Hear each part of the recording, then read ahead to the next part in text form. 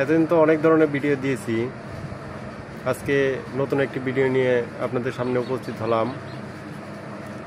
খুব দুঃখজনক একটি ভিডিও। আমরা ছোট বড় সকলেই কিন্তু হিরো আলমকে চিনি। হিরো আলম আমাদের মাঝে আর নেই। চলুন ভিডিওটি দেখে আসি।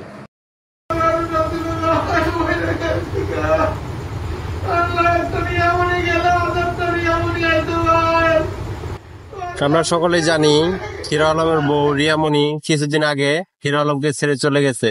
সেই দুঃখে হিরো আলম আর আমাদের মাঝে নেই। তার স্ত্রী রিয়ামণির সুখে সে আত্মহত্যা করেছে। তাকে হাসপাতালে নেওয়ার পরে ডাক্তার জানায় সে আর আমাদের মাঝে নেই, চিরতরে বিদায় নিয়েছে আমাদের মাঝখান থেকে।